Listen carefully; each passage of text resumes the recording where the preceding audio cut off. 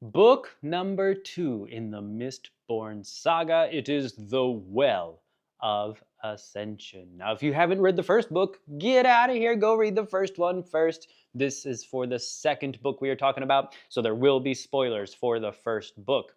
So, let me just say if you loved the first book, if you really, really enjoyed it, you're going to like this one. Even though this one is quite a bit slower, more subdued, not as much I'd say really fun, super exciting action. There is some, of course, we're talking about Mistborn here, but it is kind of a step down in the excitement area, I'd say, which I'm fine with because we actually get a lot more information about the magic and the lore and the supernatural stuff going on in this world. So it has its pros and cons.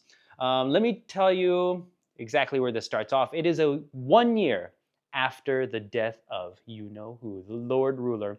1 year, and there have been some good things that have come about and some not so good things. The good things, at least in Luthadel, the Ska are earning more money. We're raising people up out of poverty. We have set up a government where everybody has representation, the nobles, the merchants, the Ska. There's an assembly that has members from each group on there. So in Luthadel, things are okay. Not perfect, but seemingly better than they were. But the bad things, the consequences, the final empire is a big place. It's not just Luthadel. So once word got out that the Lord Ruler was dead and his guards on patrol, his patrolmen out there in the eastern, western, northern, southern dominances, they stopped patrolling and people are like, oh, I guess we can start robbing people. So yeah, there's bandits going on. More difficult for people to travel between cities. The Inquisitors, they have disappeared. The ones that remain, at least, where have they gone? And now you have these other noblemen, people who desire power, again, from the other dominances.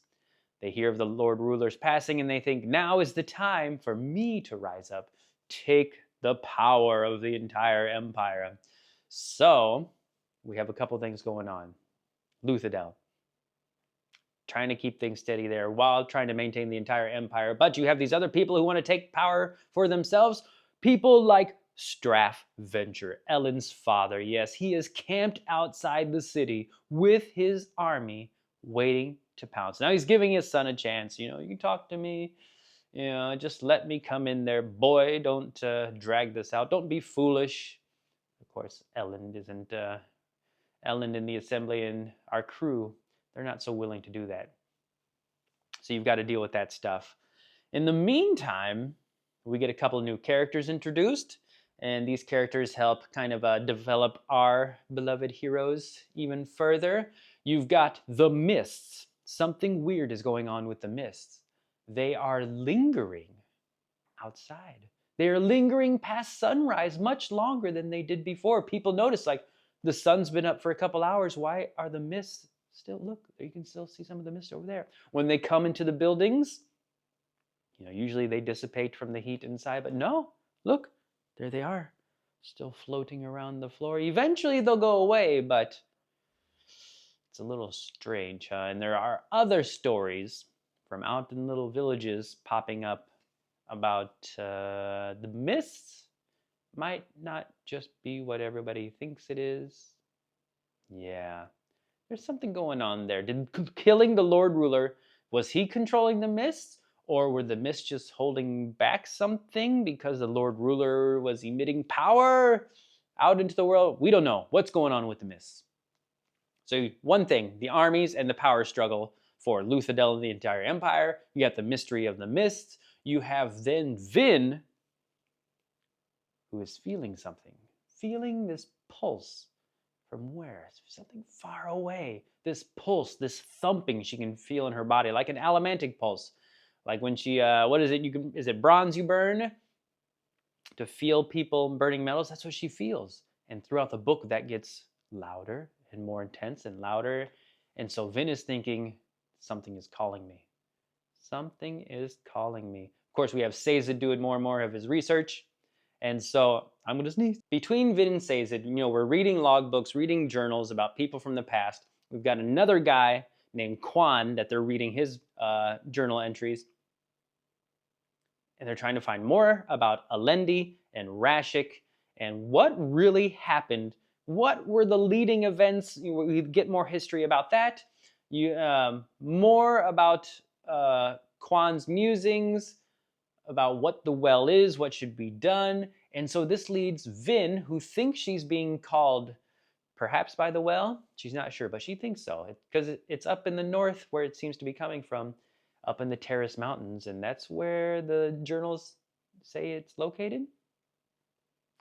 And so her and Sazed, they're thinking, what do we do about this, huh? Should we go there? If we go there, what do we do? Do we take the power? But Rashik took the power, and look what he turned into the Lord Ruler, and that was terrible. So should I go to the well, and should I just release the power? Or perhaps, I'm Vin. Vin, she's more moral, more ethical. She's a good person. Surely we can give her the power, and she would be okay with it. Or does the power corrupt you once you take it? So this thing, trying to just discover more about what this power was that the Lord Ruler had, and what should be done once you find it, right? It's that dog who finally catches the car. What do you do with it? What do we do? Keep it, let it go? I don't know. And that's for you to find out. That's book 2. Like I said, it's slower.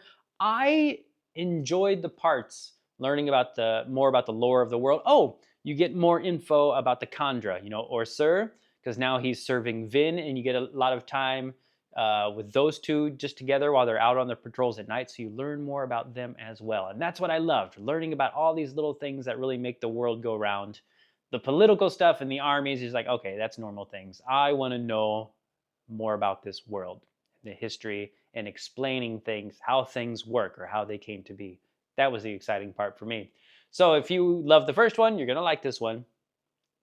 If you're iffy on the first one, I don't know what to tell you on this second one. It's been so long since I listened to the audio version of the third one.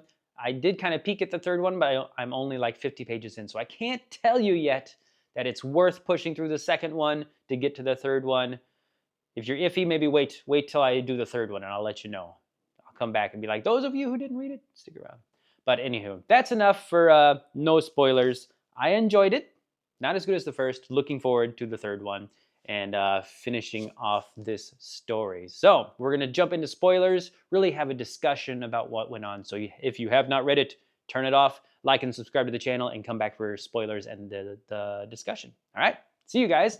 Now for those of you who have read it, a lot of notes on my phone. Let's first talk about our new characters, Zane and Tindwyl. We'll start with Zane. Zane in the membrane, huh?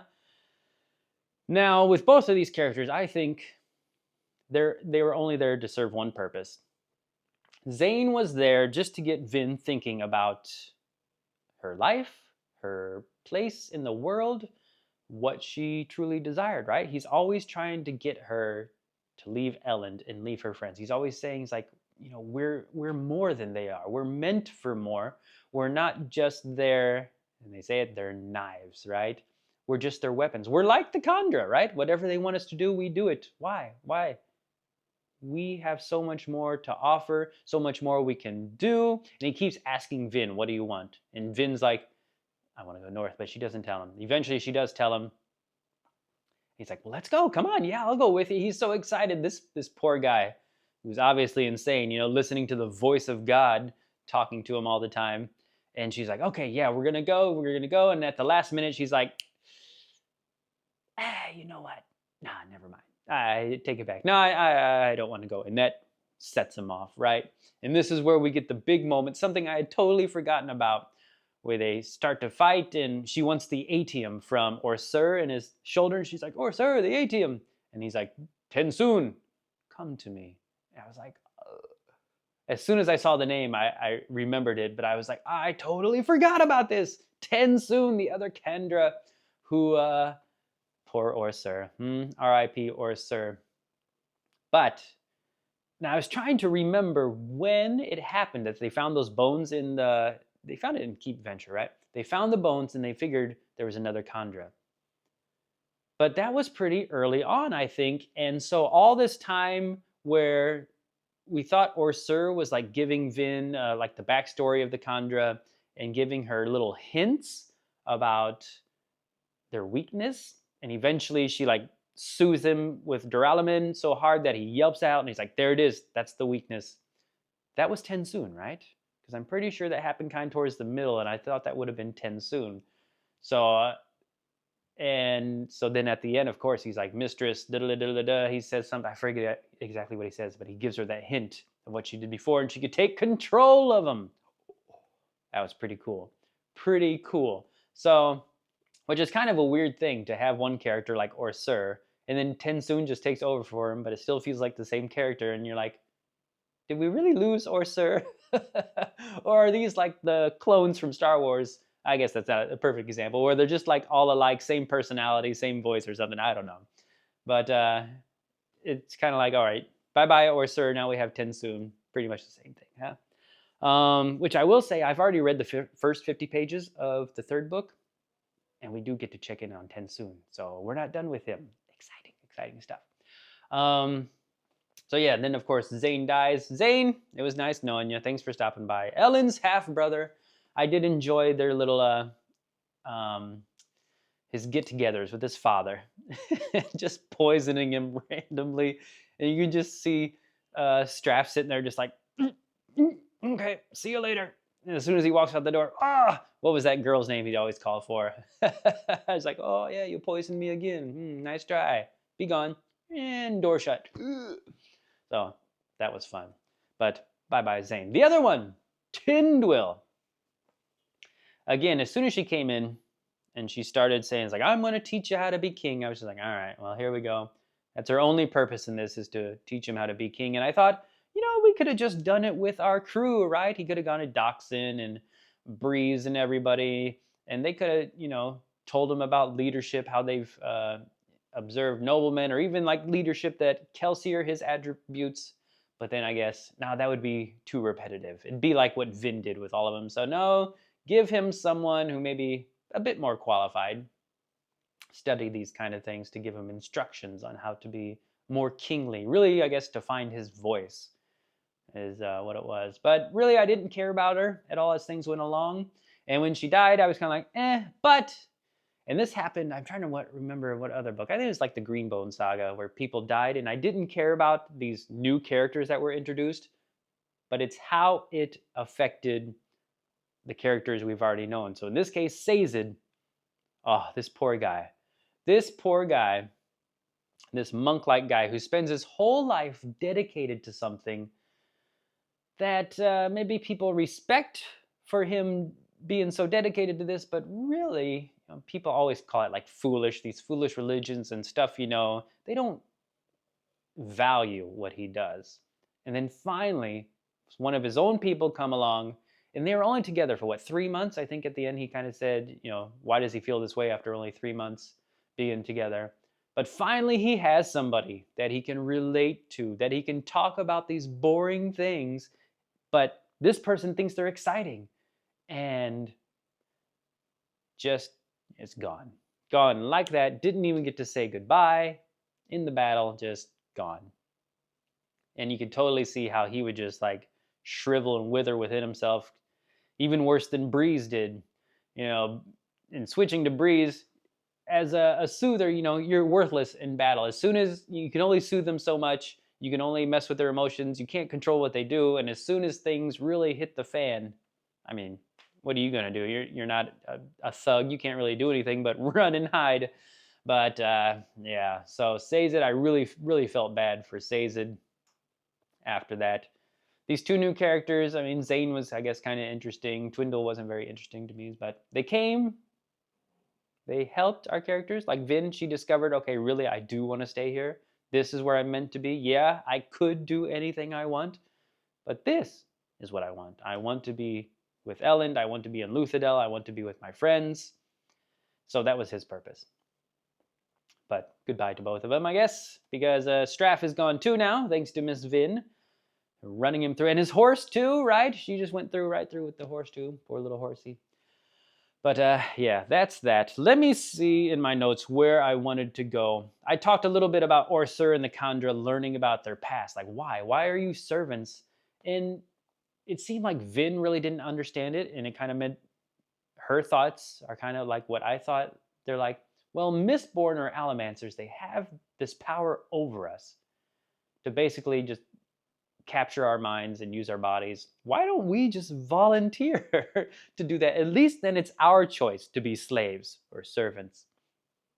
She's like, yeah, but you're still, it's the same thing. He's like, well, no, it's a little different because we're choosing, but at least maybe we have some free will. Like when someone's in your mind, you don't have free will. At least I could be a servant knowing I still kind of have free will.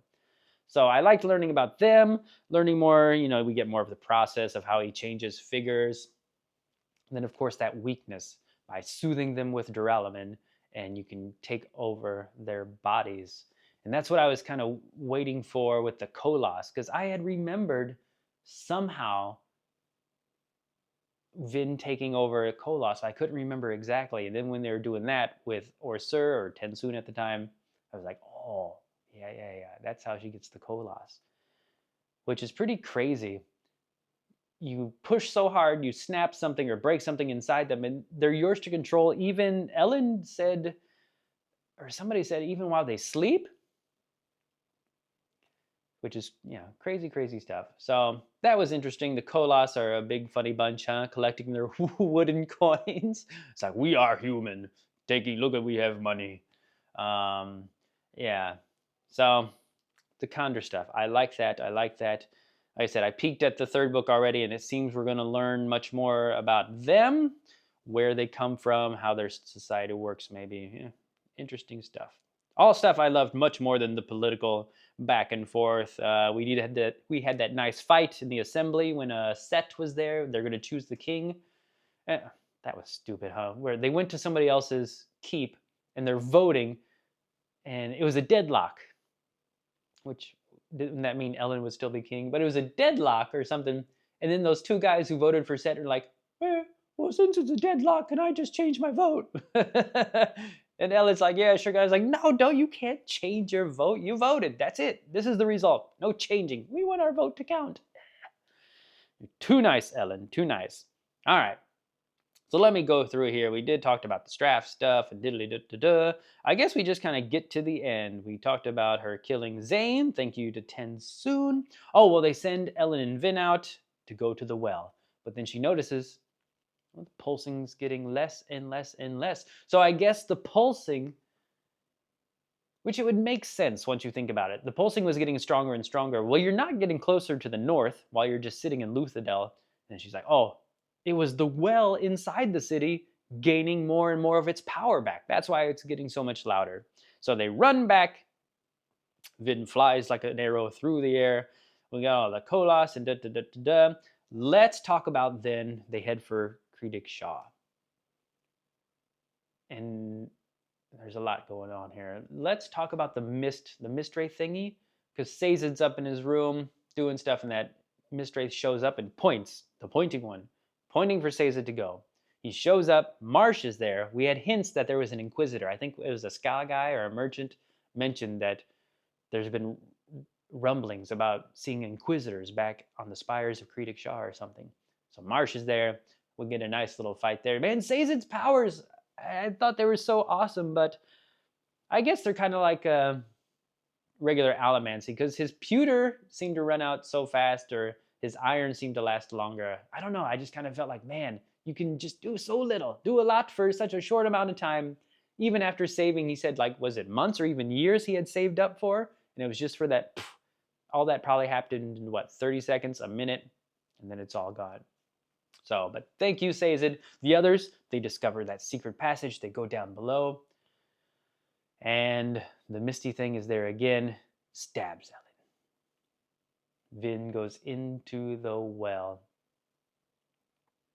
She can feel the power. Feel that she has the power to do things beyond what anybody really should have power to do. Create topography, move planets, stuff like that. And she lets it go. And what do we hear? I am free. Gone. What the heck was that? I thought it was the Misty thing, but the Mist thing was still there, pointing to Ellen. And he can burn pewter. Ta-da! He can do that. So that's really the end, huh? Let me look here and see if there's anything else I wanted to mention. I do like, though, we got that moment where he says, I am free. And when the next chapter starts, you know, the little journal entry stuff we always get, he kept saying, he must not allowed to get to the Well of Ascension or to take the power, and quote, for he must not be allowed to release the thing that is imprisoned there. You know, we're talking about in this book where words are important, right? The Lord Ruler didn't say what I did for you, he says what I do. They didn't say he must not release the thing that is resting there. He did not say release the thing that is hiding there. He said release the thing that is imprisoned there, which means it wanted out. Did someone put it in there? That's another question. Did someone a long time ago put it in there? Yeah, or by the Lord Ruler taking the power, the thing that's in there couldn't get out. So yeah, it's out now. That's going to be exciting. I guess that's it. Like I said, I really loved learning more about the lore of everything, learning more about the Kandra, and yeah, getting more hints about. I kind of feel like it would be awesome to have like a prequel book about Quan and Alendi and Rashik and kind of their journey to the well. I think that would be a really interesting story. Just a short little novella. Brandon, give us that. Because every time I get those, or they finally get like them all put together, and you have the lines we've seen, but then you get a few more interesting things like, oh, I want to read that book. But yeah, I guess we'll get more in the third book. Like I said, I have tapped into the third one, like 50 pages, and just a hint, no spoilers, but just a hint of what they show in that one initially. We find out what Marsh is up to, where he's at, what he's doing, and we get a little bit more hints about the Inquisitors. Again, that more of how the world works. We get to peek at Tensoon, where he's at, what he's doing, which makes me think he's going to stick around, which I come to like that character. You know, I really liked, again, that they kind of despised each other for so long, but then they found out they had more in common than they thought, especially with the beatings, how he talked about people just beat the heck out of me, just release all their frustration because they know they can't kill me. You know, I'm going to be fine, so I'm just a punching bag. It hurts, but, you know, what can I do? And Vin could relate to that, realizes, like, you know, maybe I was just unknowingly burning pewter, and that's why Cayman, or I forget, did her brother beat her too? Was able to beat her so hard without breaking her. So yeah, I'm looking forward to more of Tensoon. The Inquisitor stuff, it seems like they're back, right? They're gone for this one, but I think they're coming back in a big way for the third book. So exciting stuff. Really eager to get on with it. Please let me know what you think down below. Like and subscribe to the channel if you have not done so already. The next review for book number 3 is coming out next Saturday. So stick around for that, and I will see you next time. Bye.